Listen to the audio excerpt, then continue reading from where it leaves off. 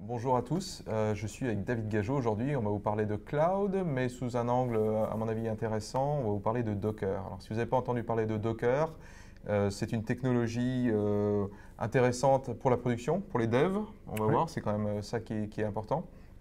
Et c'est quelque chose qui est assez récent malgré tout. On est dans une version 1.1 quelque chose, au moment où vous verrez cette vidéo. Salut David. Bonjour. Qu'est-ce que tu voudrais nous montrer aujourd'hui et partager? Eh bien, écoute, je voudrais montrer comment packager une application web Java 8 dans un conteneur Docker, et montrer qu'on peut l'exécuter en local comme sur la Google Cloud Platform de la même façon. D'accord. Donc là, le cas d'usage, c'est une application qui a besoin de Java 8. On est dans un monde Java, donc ça va être buildé avec Maven, si je dis pas Oui. de bêtises. Voilà, Et donc, tu vas construire tout ton environnement.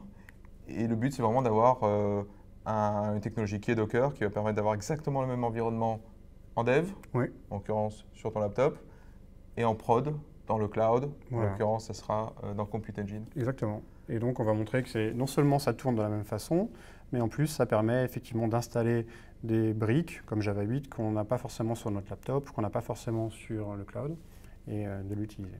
Très bien. Bon, bah écoute, je te propose qu'on regarde ça de plus près. Bien sûr. Mais dis-moi, David, pourquoi c'est important d'avoir le même environnement? Bah écoute, tu sais, tu connais bien cette phrase, mais ça marche sur la machine, et puis ça marche pas en prod. Donc ça déjà, on le connaît tous, et c'est important d'avoir le même environnement. C'est encore plus vrai quand on a des environnements avec plusieurs machines. Tu vois, tu es en production, tu as 5 machines avec un autre balancer, tu as envie de reproduire ça sur ta machine. Soit tu mets des VM, et à ce moment-là, tu as une machine qui en peut plus, qui croule sous le poids des VM, soit avec le Docker, on lance plusieurs conteneurs très très légers qui reproduisent la même architecture qu'en prod. Et ça, c'est agréable. Ok, donc là on va monter une image Docker. Oui. Ben, vas-y. Ok. Donc effectivement, ce qu'on va faire, c'est qu'on va se mettre dans un répertoire dans lequel j'ai déjà créé un fichier Dockerfile. Donc Docker est installé. Docker est installé sur mon laptop. Je vous montre, j'ai juste ce fichier-là qui va décrire tout mon environnement. On va le regarder 2 secondes, mais surtout, je vais lancer la commande qui permet de construire l'image à partir de ce fichier, et on reviendra en détail sur ce fichier. Donc la commande qui permet de lancer la construction d'une image, la voilà. Donc je donne un nom à mon image, Gageot Hello, et puis je lui dis de la construire à partir du répertoire courant. Et on va le laisser avancer comme ça, sachant que ce qu'il va faire, c'est pas mal de choses, et on va voir les différentes étapes. En fait, ce qu'il va faire, c'est qu'il va nous récupérer, télécharger un conteneur qui contient Ubuntu. À partir de ce conteneur, il va installer un certain nombre de dépendances, en particulier Java 8, c'est ça qui nous intéresse. Il va installer Maven, il va installer Git, il va cloner les sources de notre projet Java, et il va le construire dans le conteneur. Donc ça veut dire qu'aussi on a un build qui est complètement reproductible. Voilà. Ce qui est important, c'est à la fin, il y a un Maven clean install, comme on fait sur nos machines en général. Et ce conteneur va tourner sur le port 80-80. Voilà, ça c'est juste comment on décrit un conteneur avec Docker. Donc c'est vraiment une série d'étapes qui sont familières à toute personne qui a déjà travaillé dans un environnement Linux. On installe les commandes, on télécharge des fichiers, on lance des commandes Maven, et à la fin, on lance une commande Java qui va lancer notre processus. Là, on peut voir ma commande Docker qui est en train de builder mon image. Donc ça va prendre un certain temps, bien sûr. Ça prend environ, dans le cas présent, 5 ou 6 minutes, pendant lesquelles on va télécharger Ubuntu, on va installer les différents packages, installer Java 8.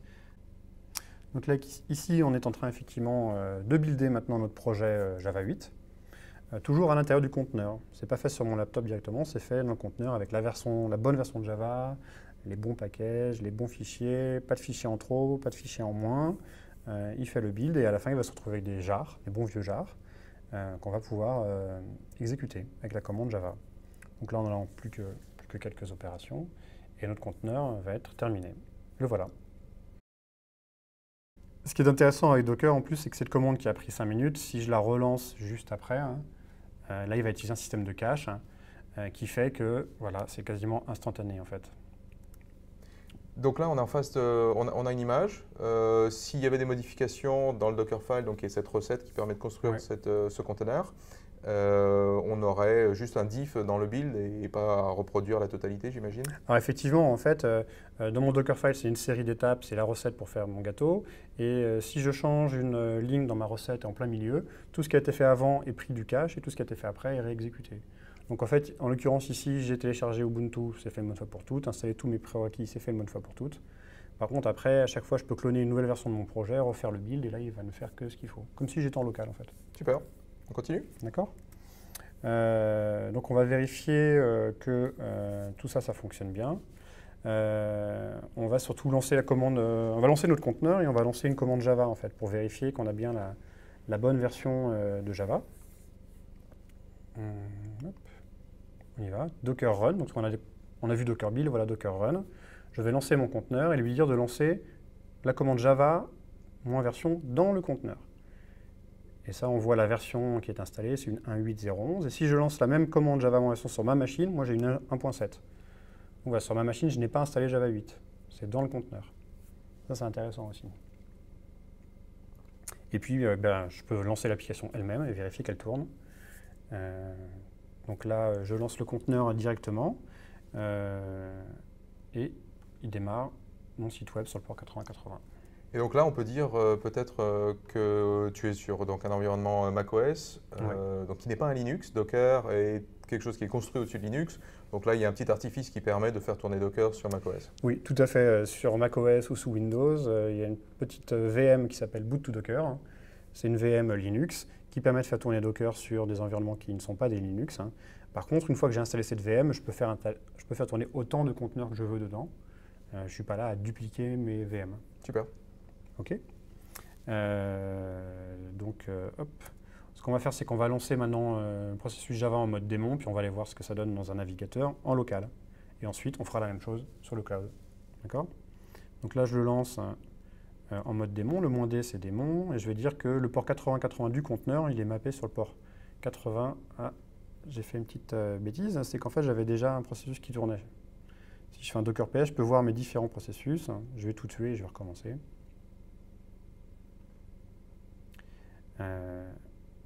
Hop.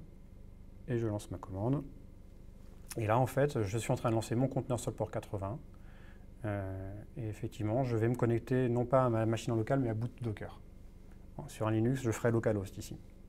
Et je vois ma magnifique application voilà, qui tourne sur ma machine. Super. Donc là, on est en face de quelque chose qu'on peut transporter ailleurs? On peut transporter, voilà, c'est l'idée de Docker. Docker, c'est des conteneurs. Et un conteneur, on transporte sur un bateau. Un Docker, c'est un gros binaire qu'on peut maintenant transporter où on veut, sur notre machine, sur le cloud. Allons-y. Allons-y. Donc en fait, on va commencer tout simplement par se connecter sur la console de Google Compute Engine. D'accord? Google Compute Engine, c'est les VM chez Google. Et puis on va créer une nouvelle VM. VM sur laquelle on va installer Docker. On va reconstruire le conteneur comme on l'a construit en local. Et on va lancer Docker. Donc là, on parle vraiment d'un environnement complètement vierge. Complètement vierge. Là, je vais créer une nouvelle VM qui s'appelle Hello. Je vais autoriser le trafic HTTP. Je vais installer la machine sur une zone européenne. J'ai le choix de plusieurs types de machines. Je laisse le choix standard. Plusieurs types d'images. Je vais prendre une Debian. Et puis c'est tout. Tout ce que je fais là à travers l'interface graphique, je pourrais le faire en ligne de commande. Et j'ai un petit lien sympathique qui me liste exactement la commande que je peux lancer dans mon terminal. Mais là, je vais continuer en mode graphique. La create, ça demande donc la création de ma VM. Et puis, en bas, je vois dans mes activities, je vois que la création est lancée. Et quand elle sera terminée, je verrai la VM apparaître dans ma liste. Donc ça, c'est l'histoire de quelques secondes. Une fois qu'elle sera lancée, je vais me connecter dessus. Alors, je peux me connecter en SSH directement depuis mon navigateur, mais je vais le faire plutôt dans un terminal. Voilà. Je me connecte sur la VM. Et puis... Donc ça, c'est simplement SSH qui encapsule SSH, des notions en fait, oui. de sécurité. Exactement. En fait, je peux configurer SSH pour prendre ces paramètres-là. Alors là, la machine est encore en train de démarrer. Ça arrive de temps en temps. Il ne faut pas être surpris. Voilà, je suis sur la machine. D'accord? Donc ça a été rapide pour créer la VM. J'ai mis 20 secondes. Alors j'essaye Docker, il n'y a pas Docker dessus. Alors je vais l'installer. Sachant qu'il y a une autre possibilité aussi. Je pourrais l'installer une bonne fois pour toutes et faire une image de ma machine et puis la réutiliser plus tard. Ou je pourrais utiliser les images qui sont fournies par Google et qui contiennent une Debian avec un Docker déjà installé. Cette image-là, d'ailleurs, on ne la trouve pas dans l'interface graphique, mais on peut la voir en ligne de commande. Si vous allez sur le site de Google, vous trouvez les VM avec Docker préinstallés. Donc ça prend à peu près une dizaine de secondes, hein. Peut-être un petit peu plus, et ça installe Docker sur la machine. Vous avez vu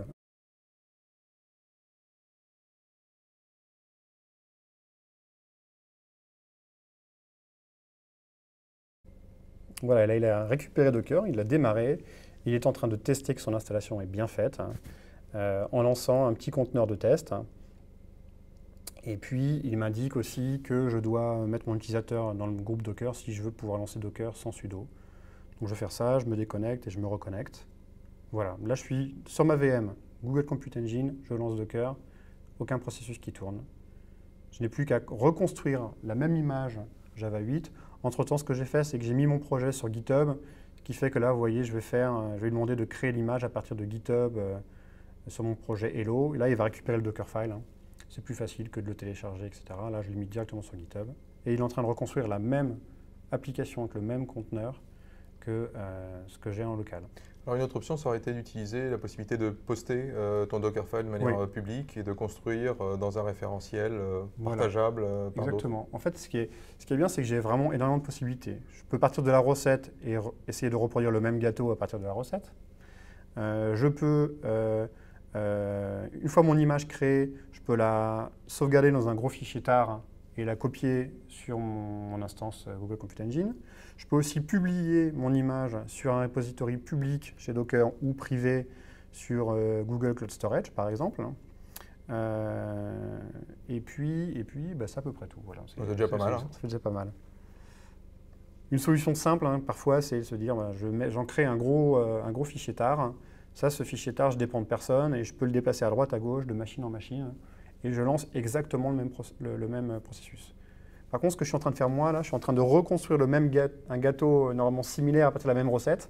Si je le fais à plusieurs jours d'intervalle, il se peut que je n'ai pas tout à fait le même conteneur. Bien sûr. Parce que là, je n'ai pas précisé les versions de Java, je n'ai pas précisé tu as des dépendances qui sont un peu… voilà, qui sont un petit peu variables. Mais bon, j'ai la recette en tout cas. Bon, ça va être un peu plus rapide sur le cloud qu'en local, hein, parce que tout ce qui est téléchargement va se faire quand même beaucoup plus vite. Hein. Mais la partie build, elle prend toujours du temps. Bon. Je suis en train de terminer mon build. L'application s'est construite, je suis en train de la cloner, je refais un build. En fait, pourquoi je le build en deux fois? C'est pour profiter du cache à plein. La première fois, j'ai cloné une baseline, je l'ai buildé, et puis comme ça, j'ai mon cache Maven qui est chargé, et puis après, quand j'ai des mises à jour de mon application, c'est plus efficace. Et puis je vais lancer, bien sûr, mon processus avec la même commande que sur ma machine locale. Hein. Je lance Java version pour vérifier. Ensuite, je lance le conteneur directement en mappant le port 80-80 de mon conteneur sur le port 80 de ma machine, ce qui fait que normalement, je suis accessible depuis Internet. Et mon application, normalement, est déployée. On lance le conteneur hein, en mode démon. Et puis, bien sûr, on va aller ouvrir le site web qui a été lancé. Et voilà. Par miracle, on a exactement le même comportement. Oui. Enfin, c'est pas tout à fait un miracle. C'était un petit peu le but quand même de la manipulation. C'était le but, mais c'était pour montrer que effectivement c'est facile à faire. Là, on a bien sûr supporté toutes les durées d'installation, mais sinon ensuite, quand on est en développement continu, c'est vraiment efficace. Bon, bah écoute, ça a fonctionné, c'est pas mal du tout. J'avais peut-être une question en conclusion. Ce Dockerfile, ça a l'air sympa, c'est une bonne recette. Dans ton expérience d'utilisation de Docker, qui doit l'écrire ce Dockerfile? Est-ce que c'est là justement que le dev et le ops collaborent et le résultat, le fruit de leur union, c'est la Dockerfile? Oui, alors il y a un petit peu de ça, mais en général le développeur arrive à le faire tout seul. Hein. Ce qui peut se passer, c'est qu'en fait, ensemble, ils ont concocté une image, on va dire, maîtresse, hein, par-dessus laquelle on peut construire des applications, et donc on va vraiment profiter des mécanismes d'héritage de Docker. Et puis après, les ops vont vraiment s'occuper de lancer le Docker avec les bons mapper les bons ports, mapper les bons répertoires. Donc là, c'est vraiment un travail de prod qui est facilité par Docker. En fait, le développeur va mettre des ports en dur, des répertoires en dur, et la prod va pouvoir choisir ceux qui leur plaisent. D'accord. En parlant de prod, c'est sec. Tu recommandes Docker en prod? Bah écoutez, nous on l'utilise en prod. Les gens l'utilisent en prod. En fait, si on écoute les personnes de Docker, hein, ce qu'ils disent, c'est que eux, ils sont papa du produit, donc ils avaient envie de dire on n'est pas encore bon pour la prod, mais ils ont vu que les utilisateurs l'utilisaient à très grande échelle en prod, donc ils se sont dit bah, on est prêt pour la prod. Ok, bon, on a passé la version 1.0, donc Oui, là, on est en utilisez 1.0. Docker sur votre laptop, desktop, votre cloud favori, Computagine par exemple. Ouais. Et voilà. Merci David. Merci. Super, à bientôt.